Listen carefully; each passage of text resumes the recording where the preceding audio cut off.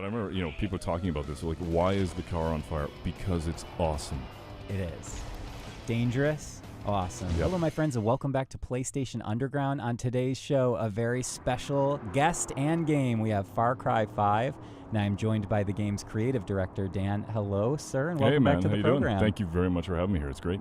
Thank you so much for traveling all this way for little old us. Well, the weather's a little better here than it is in Montreal right now, so I'm happy to be here. So I am already upset to see that these cows were the victims of an exchange that we're going to have between our hero and some opponents. But tell me a little bit about where we are in the game right now. This is, you're showing a larger take on a whole region of Hope County, correct? Yeah, for sure. So I think, people who are kind of looking at this again after seeing it at E3 or Gamescom are sort of wondering, how big is the region? And we really want to showcase just how lush it is. So you're just sort of outside the area that's known as Falls End, this little town. And we've got you sort of being able to bomb around and do stuff. And obviously the cult is out there, and you got to be careful. But we want to be able to surround the world with tons of stuff that you'd normally see. Cars, different vehicles you could pick up. If you want to get into a classic American muscle car, you can.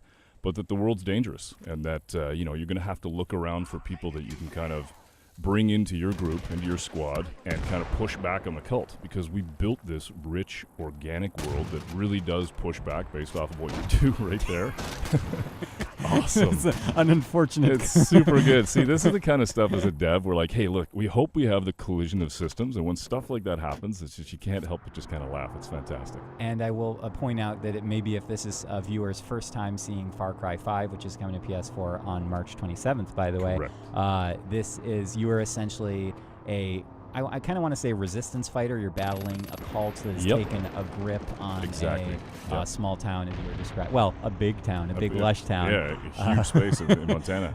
But anyway, continue. So are we going to see a little another exchange coming up here? Well, this is the kind of thing that we want to do, is that we know that the cult is out there, and we know that you're going to start building this resistance. And the way to do that is there's going to be hostages that you can liberate, take some of these civilians, bring them out, go toe-to-toe with the cult, and then when you do, you're able to get intel from them, because I think typically people who played Far Cry in the past have seen us sort of, you climb towers, and that's how you inform your play throughout the world. And this time we wanted it to feel like just regular people, right? You meet people, you see them, you see what's going on, and you get an opportunity to, there's one right there, picking up a weapon. Some people are going to help you, some people are going to be scared, but that there's a real interesting thing that happens then the social contract between people in the real world, where you go up and you talk to somebody, and then they give you information, and they may not have all the information. And if we build our world to feel like that, it just feels real. Now, I don't know if this is too under the hood, but I just saw that Susie's name came up as you spoke with her.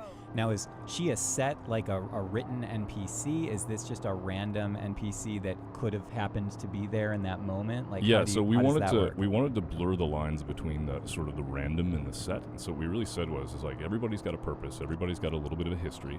So even though Susie may not be somebody that is a large player in the story, right, she's still somebody with a personality. She has opinions. Yeah, here we go. Like, why? Oh, why not? Oh my goodness!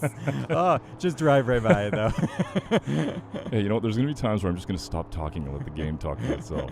Absolutely. But yeah, we wanted to make it so that there's variety. There's an opportunity to have regular people who maybe, aren't going to pick up a weapon and help you. But then at that point, you're able to turn to Susie and say, hey, listen, you want to join? You want to fight with me? And you can. She's in the car. She's going to come with you. She's going to have opinions about stuff. And you're just going to go out there and have a great time together.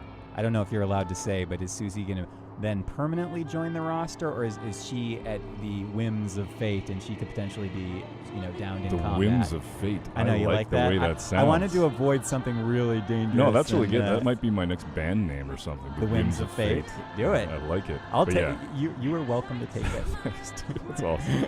I think what we wanted to do is make it so that we had characters like that, and if eventually they do die, that they're gone. But you do have the opportunity to bring them back, right? Okay. You do have the opportunity to do that. Okay.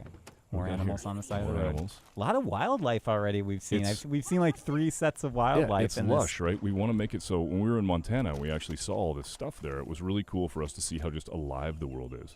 So we wanted to have that experience for the player as well.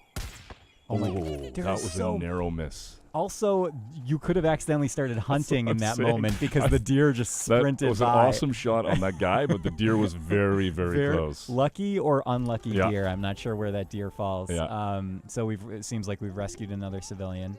So far, we're just a good old-fashioned hero. Yeah. And so I think it's cool because, you got the opportunity to go talk to somebody, and I think she's got a side mission right now that you can go do.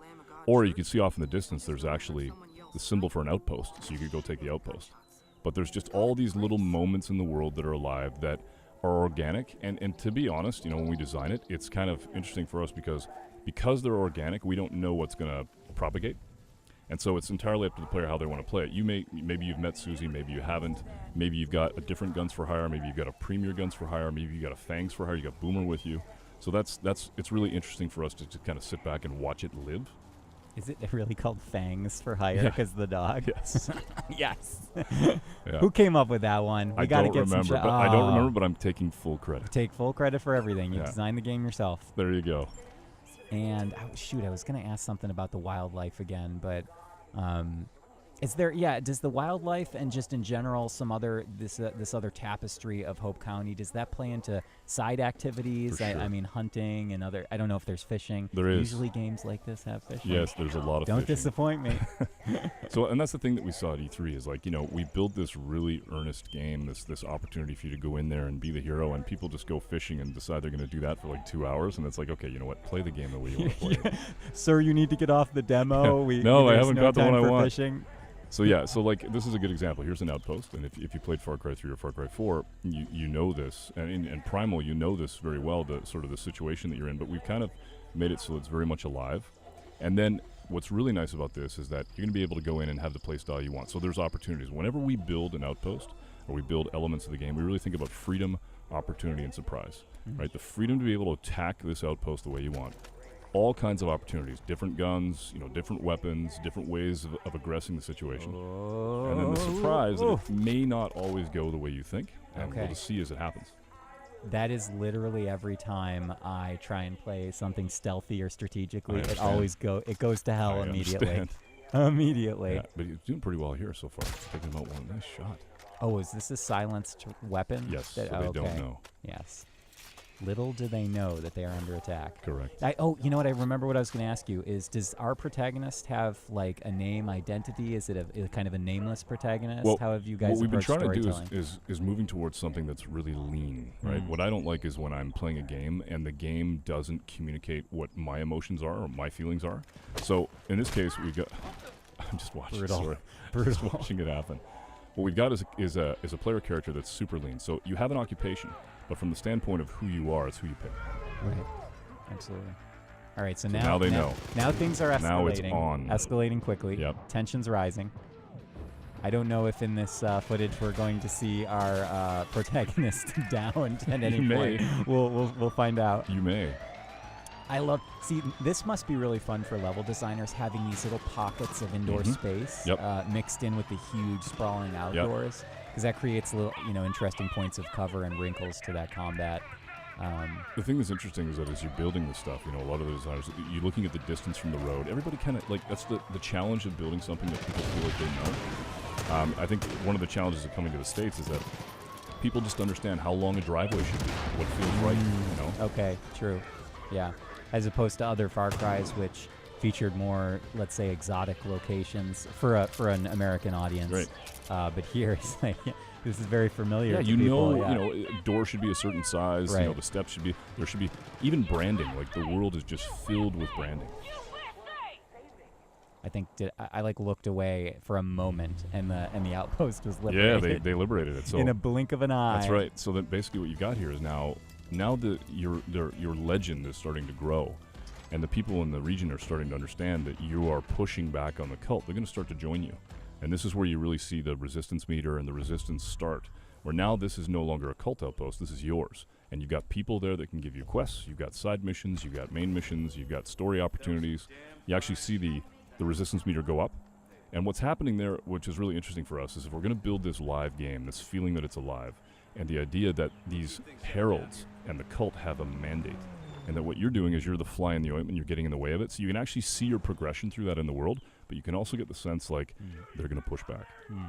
Are there any other gameplay wrinkles that come from building up that resistance meter? I mean, is that considered like your global experience, or is that character based? How does that work? It's more just getting a sense of whether or not the people are going to join you. And so you're really getting an understanding of when John or Faith or Jacob or the father are going to push back on you.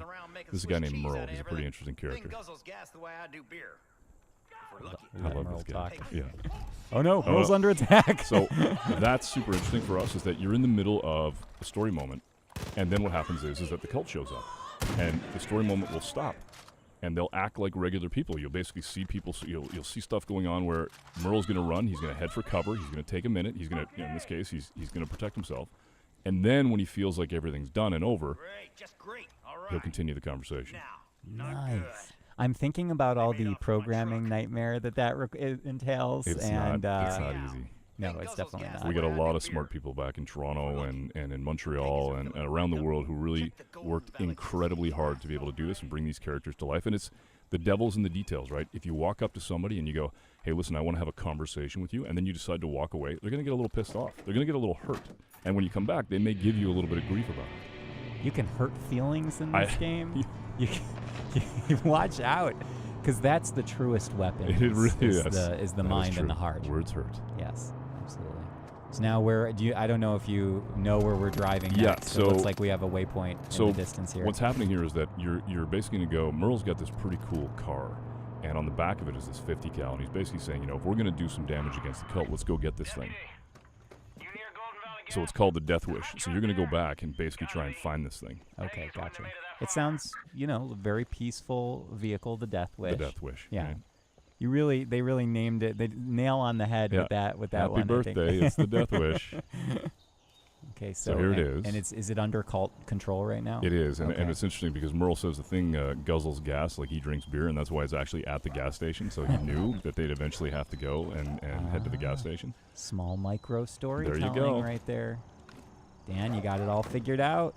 So what we're basically going to see here is the attack on this and attempt to get it back. But what's really tricky about this is, in maybe previous versions, you'd go in and try and basically blow this thing up, but now you got to take it back to him, and you got to be able to use it as a weapon. So it's the kind of thing where we really wanted to make rough tools and put you in situations where you could use the weapons that are around and kind of harvest it if you can. Oh, goodness. All right, so now the chase begins. I like how about to go in the truck, and then then it's like, wait a minute, second. that is a badass car. I'm taking that.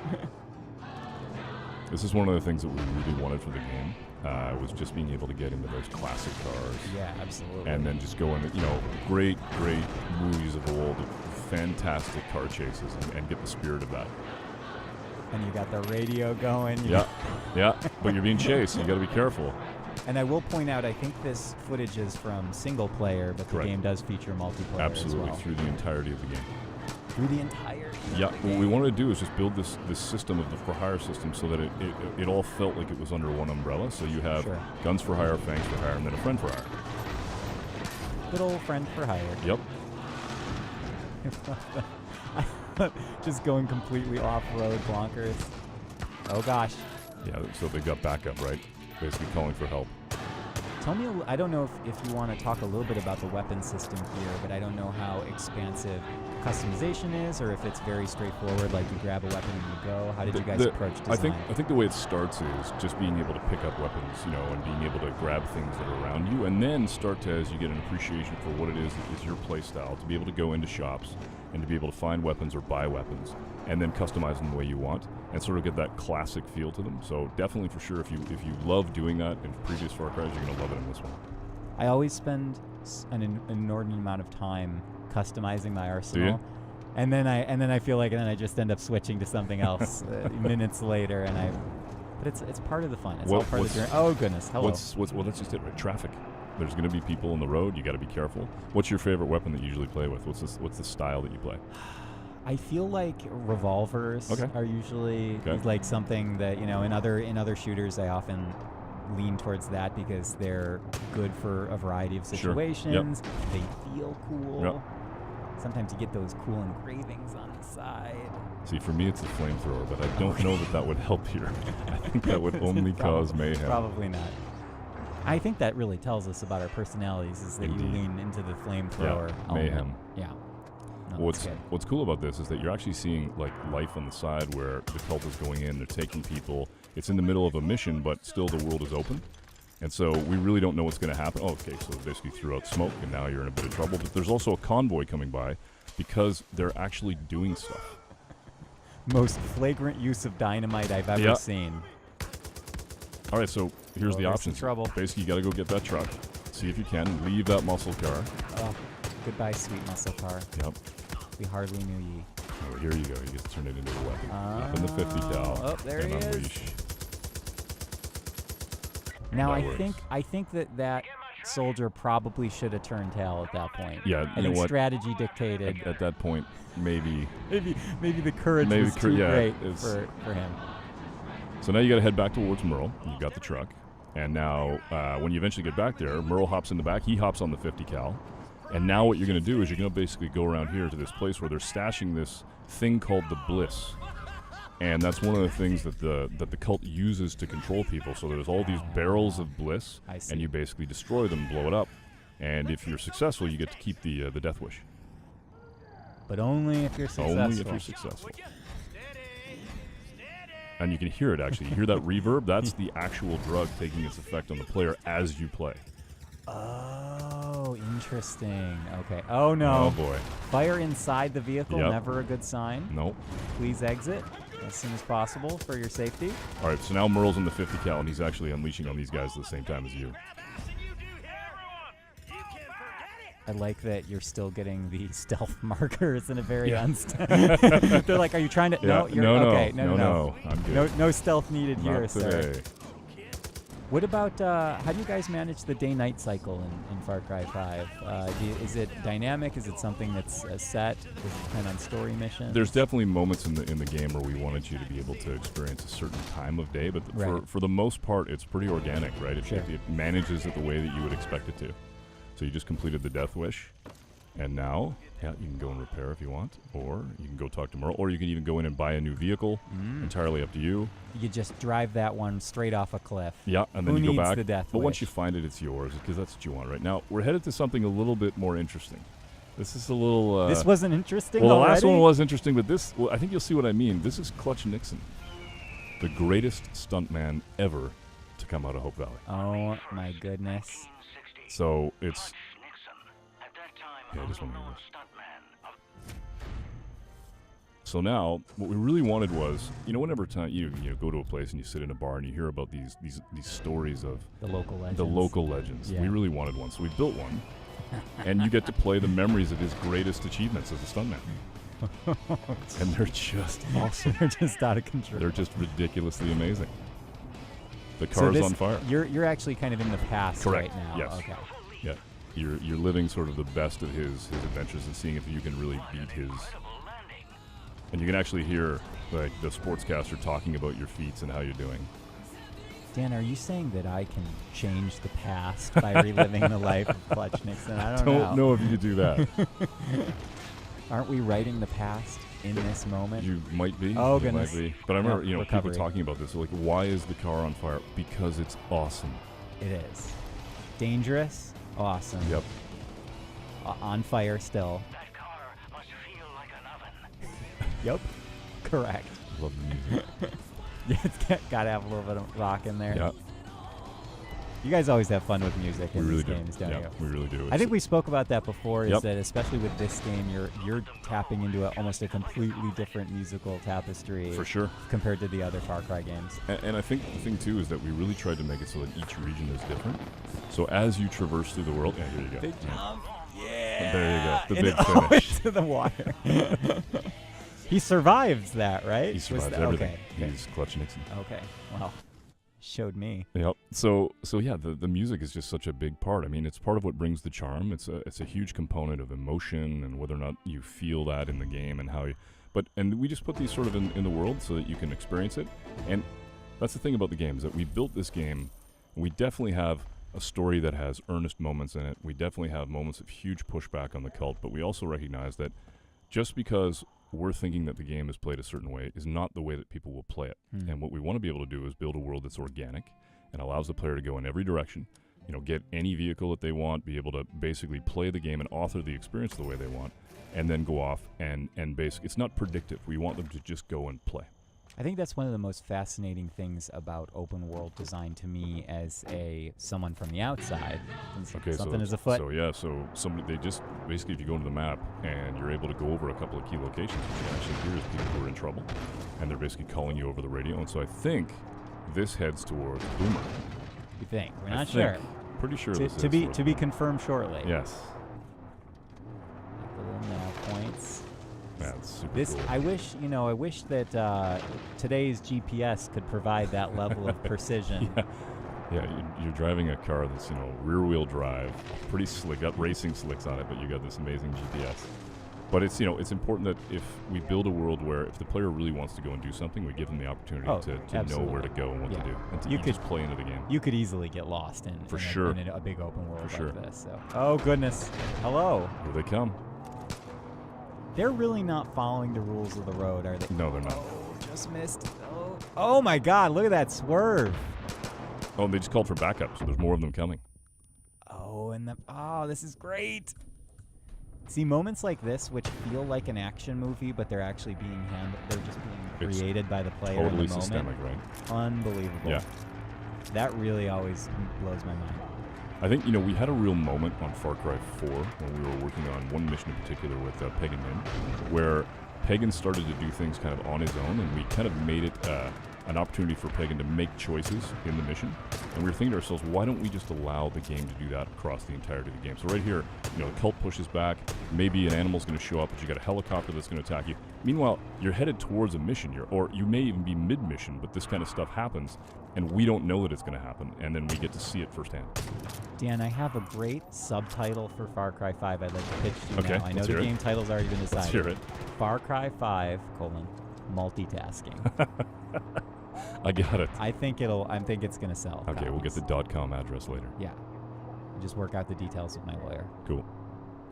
And I love, you can see in the distance, you got these amazing mountains. It's just, I love the diversity of the environment as well. Well, you asked the question about night and day, and honestly, it's like there's some really cool things about sort of being alone in the dark and feeling the sense of, what's around the corner. And then there's just these beautiful moments of dawn or dusk. And the lighting in Montana was phenomenal when we were there. So we just wanted to be able to experience that. But then there's also terrible stuff that's going on where the cult's done terrible stuff because they're bad people and basically come in and then you have an opportunity to push back on them. That thing off in the distance, I believe that's actually a repurposed fertilizer container, and inside it is bliss, and if you blow it up, you actually get resistance points. Okay. But we do have apple and pumpkin picking Correct. right there. And there's Boomer. I see the sign. Yep. So let's see what we do here. Do we go in quiet? And you can hear Boomer. Boomer! I'm coming. So what the cult is doing here is they're actually going in and they're taking animals. And they're taking animals and they're turning them into something that I'm not supposed to talk about, but I'm going to anyway. Uh-oh. They're called judges, and they're pretty badass. So you're going to go save Boomer from that happening to him. Okay. And then be able to have your first Fangs for Hire. Ah, excellent. Also, that sounds very scary, Yeah. and I'm glad we're rescuing Boomer. Rescue all the animals. And pumpkins. This would be so pleasant and peaceful if there wasn't, you weren't embattled in combat we're at the not moment. for the cult. But the thing for us is that we wanted to, when you're building a game that's this big and a world that's this rich, we want to be able to have a variety of stories and a variety of tones in it. Sure, you're going to have moments that are earnest like this where you're saving, the dog and basically bringing this into your group, but then you're also going to have moments like with Clutch Nixon. And so we just want to be able to make it so that there's little action bubbles and stories that you can snack on. I love snackable stories. For sure. Low on calories, high on flavor. That's pretty good stuff. Yeah, I came up with it just now. Nice. Okay, that helicopter's Yeah, menacing. just be careful. Here we go. I love the lighting that we're playing with here. We're kind of the going art up team on has done stealth. a fantastic job. There's Boomer. Let's see if we Leave can him get him. alone! Oh my goodness! Here we go. It's on. Okay. Oh jeez. Knife kill. Yep. Brutal. Now they called for backup. That's what they do. So basically, all right. So you've got him, and now Boomer's out, and he can hold his own. Go Boomer! Does Boomer come with like a jetpack or a rocket launcher No, strapped to his- Boomer's awesome, Okay. just the way he is. Just the- He's super good. So they did call for backup. So Boomer's available now as a Fangs for Hire, but you got to go actually enlist him. Okay. But Boom- he's going but to Boomer's doing- he's going to doing do his some own damage. work. He can do some damage. He can hold his own. Support your local farmer. So now, Oh my gosh. Yeah. Pat, well, the here's most thing. important Those are- sub-command. Those are Boomer's former owners, so he's pretty upset about it, right? no. So there's a story to be told here. We really just tried to put little stories in that you could just take a minute and drink that in. And now you can go up and basically pet him, and he's yours. Definitely a somber moment in a game that has a high emotional range. Ladies and gentlemen, that was Far Cry 5, which is coming to PS4 March 27th. Dan, such a pleasure to have you as always. Thank you for your so much. It commentary. was great. Awesome. Final thoughts for your for the audience? I just hope they love it. We really are trying to build something that and have built something where the players get to tell their stories, and we can't wait to hear them. Great. Thank you, Dan. Thank you. No one is coming to save you.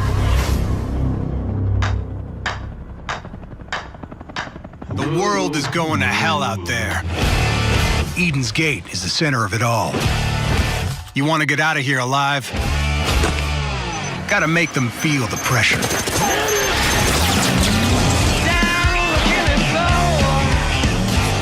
Sabotage their plans. Destroy their convoys and their guard stations.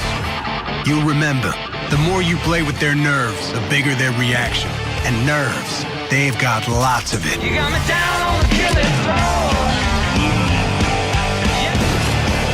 I got friends out there too. Good people. They're ready to resist. All they need is a spark. The more you help liberate a region, the more the resistance meter will fill up. And the more resistance means more people who fight by your side. They want a war. Let's make sure we don't disappoint.